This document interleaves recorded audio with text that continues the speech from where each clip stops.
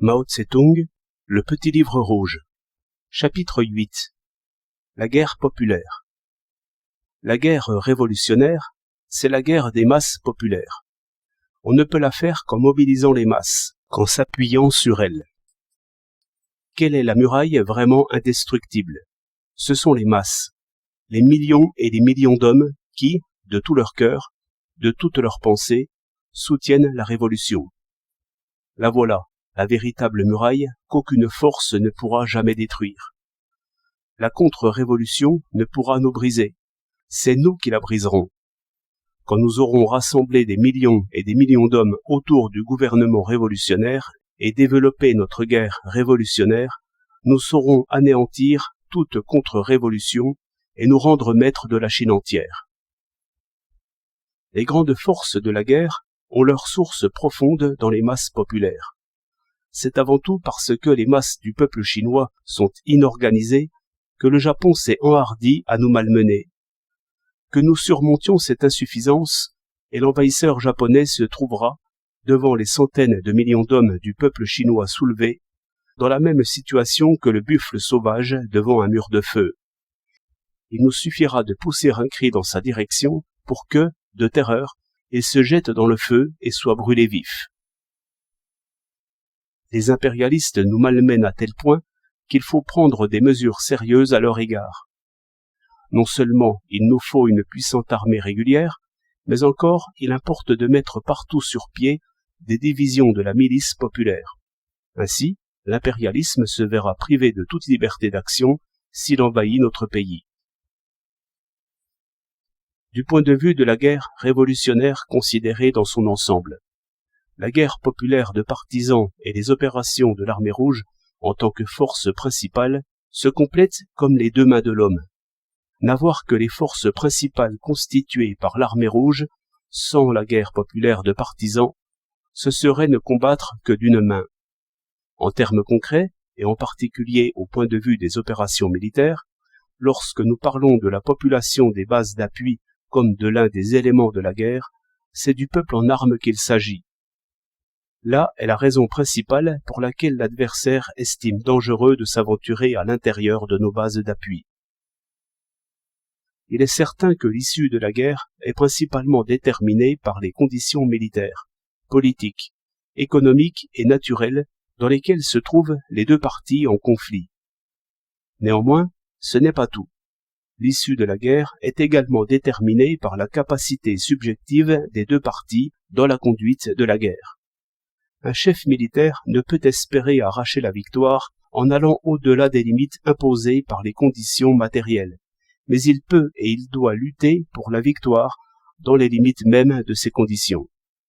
La scène où se déroulent ces activités est bâtie sur les conditions matérielles objectives, mais il peut, sur cette scène, conduire des actions magnifiques, d'une grandeur épique. La guerre n'a d'autre but que de conserver ses forces et d'anéantir celles de l'ennemi. Anéantir les forces de l'ennemi, c'est les désarmer, les priver de toute capacité de résistance, et non pas les anéantir toutes physiquement. Dans l'Antiquité, on se servait, pour faire la guerre, de lances et de boucliers. La lance servait à attaquer et à anéantir l'ennemi, le bouclier à se défendre et à se conserver soi-même. Jusqu'à nos jours, c'est du développement de ces deux types d'armes que résultent toutes les autres. Les bombardiers, les mitrailleuses, l'artillerie à longue portée, les gaz toxiques sont des développements de la lance, et les abris, les casques d'acier, les fortifications bétonnées, les masques à gaz, des développements du bouclier. Les chars d'assaut sont une nouvelle arme, où se trouvent combinés la lance et le bouclier. L'attaque est le moyen principal pour anéantir les forces de l'ennemi, mais l'on ne saurait se passer de la défense. L'attaque vise à anéantir directement les forces de l'ennemi, et en même temps à conserver ses propres forces, car si l'on n'anéantit pas l'ennemi, c'est lui qui vous anéantira. La défense sert directement à la conservation des forces, mais elle est en même temps un moyen auxiliaire de l'attaque ou un moyen de préparer le passage à l'attaque. La retraite se rapporte à la défense, elle en est le prolongement, tandis que la poursuite est la continuation de l'attaque. Il est à noter que, parmi les buts de la guerre, l'anéantissement des forces de l'ennemi est le but principal, et la conservation de ses propres forces le but secondaire, car on ne peut assurer efficacement la conservation de ses forces qu'en anéantissant massivement les forces de l'ennemi. Il en résulte que l'attaque, en tant que moyen fondamental pour anéantir les forces de l'ennemi, joue le rôle principal, et que la défense, en tant que moyen auxiliaire pour anéantir les forces de l'ennemi, et en tant que l'un des moyens pour conserver ses propres forces, joue le rôle secondaire. Bien qu'en pratique, on recourt dans beaucoup de situations surtout à la défense, et, dans les autres, surtout à l'attaque, celle-ci n'en reste pas moins le moyen principal si l'on considère le déroulement de la guerre dans son ensemble. Les règles de l'action militaire découlent toutes d'un seul principe fondamental, s'efforcer de conserver ses forces et d'anéantir celles de l'ennemi. Mais alors, comment expliquer l'honneur que l'on attache au sacrifice héroïque dans la guerre? Chaque guerre demande des sacrifices, parfois même des sacrifices énormes. Cela ne serait-il pas en contradiction avec le principe de la conservation des forces? En réalité, il n'y a là aucune contradiction. Ce sont, plus exactement, deux aspects contradictoires qui se conditionnent l'un l'autre. C'est que les sacrifices sont indispensables non seulement pour anéantir les forces de l'ennemi, mais aussi pour conserver les siennes propres. Ce renoncement partiel et temporaire à conserver ses forces, les sacrifices, ou en d'autres termes le prix à payer, est précisément indispensable pour conserver définitivement l'ensemble des forces.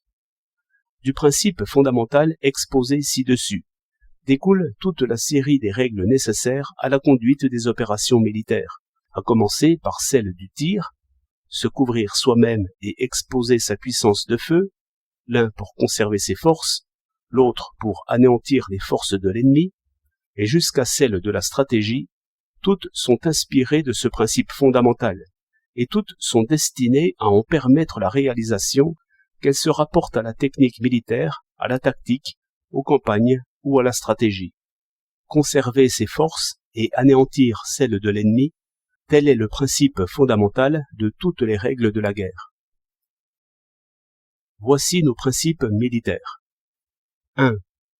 Attaquer d'abord les forces ennemies dispersées et isolées, et ensuite les forces ennemies concentrées et puissantes. 2. S'emparer d'abord des villes petites et moyennes et des vastes régions rurales, et ensuite des grandes villes. 3. Se fixer pour objectif principal l'anéantissement des forces vives de l'ennemi, et non pas la défense ou la prise d'une ville ou d'un territoire. La possibilité de garder ou de prendre une ville ou un territoire résulte de l'anéantissement des forces vives de l'ennemi, et souvent une ville ou un territoire ne peuvent être tenus ou pris définitivement qu'après avoir changé de main à plusieurs reprises. 4. À chaque bataille, concentrer des forces d'une supériorité absolue, 2, 3, 4 et parfois même 5 ou 6 fois celle de l'ennemi. Encercler complètement les forces ennemies, s'efforcer de les anéantir totalement sans leur donner la possibilité de s'échapper du filet. Dans des cas particuliers, infliger à l'ennemi des coups écrasants, c'est-à-dire concentrer toutes nos forces pour une attaque de front et une attaque sur l'un des flancs de l'ennemi ou sur les deux, anéantir une partie de ses troupes et mettre l'autre partie en déroute, afin que notre armée puisse déplacer rapidement ses forces pour écraser d'autres troupes ennemies. S'efforcer d'éviter les batailles d'usure, dans lesquelles les gains sont inférieurs aux pertes ou les compensent seulement. Ainsi, bien que dans l'ensemble nous soyons, numériquement parlant, en état d'infériorité, nous avons la supériorité absolue dans chaque secteur déterminé, dans chaque bataille, et ceci nous assure la victoire sur le plan opérationnel. Avec le temps, nous obtiendrons la supériorité dans l'ensemble et finalement nous anéantirons toutes les forces ennemies. 5. Ne pas engager de combat sans préparation, ou un combat dont l'issue victorieuse ne soit pas certaine. Faire les plus grands efforts pour se bien préparer à chaque engagement et pour s'assurer la victoire dans un rapport de conditions données entre l'ennemi et nous. 6. Mettre pleinement en œuvre notre style de combat. Bravoure, esprit de sacrifice, mépris de la fatigue et ténacité dans les combats continus, engagement successif livré en un court laps de temps et sans prendre de repos. 7. S'efforcer d'anéantir l'ennemi en recourant à la guerre de mouvement. En même temps, donner son importance à la tactique d'attaque de position dans le but de s'emparer des points fortifiés et des villes de l'ennemi. 8. En ce qui concerne l'attaque des villes, s'emparer résolument de tous les points fortifiés et de toutes les villes faiblement défendues par l'ennemi. S'emparer au moment propice de tous les points fortifiés et de toutes les villes modérément défendues par l'ennemi, à condition que les circonstances le permettent. Quant aux points fortifiés et villes de l'ennemi puissamment défendus, attendre que les conditions soient mûres, et alors les prendre. 9. Compléter nos forces à l'aide de toutes les armes et de la plus grande partie des effectifs pris à l'ennemi. Les sources principales d'hommes et de matériel pour notre armée sont au front. 10. Savoir mettre à profit l'intervalle entre deux campagnes pour se reposer, instruire et consolider nos troupes. Les périodes de repos, d'instruction et de consolidation ne doivent pas, en général, être très longues, et autant que possible, il ne faut pas laisser à l'ennemi le temps de reprendre haleine. Telles sont les principales méthodes appliquées par l'Armée populaire de libération pour battre Chiang Kai-shek. Elles ont été forgées par l'Armée populaire de libération au cours de longues années de combat contre les ennemis intérieurs et extérieurs, et elles conviennent parfaitement à nos conditions actuelles. Notre stratégie et notre tactique reposent sur la guerre populaire. Aucune armée opposée au peuple ne peut utiliser notre stratégie et notre tactique. Sans préparation, la supériorité des forces n'est pas une véritable supériorité, et on ne peut pas non plus avoir l'initiative. Si l'on comprend cette vérité, des troupes, inférieures en force mais prêtes, peuvent souvent, par une attaque inopinée, battre un ennemi supérieur.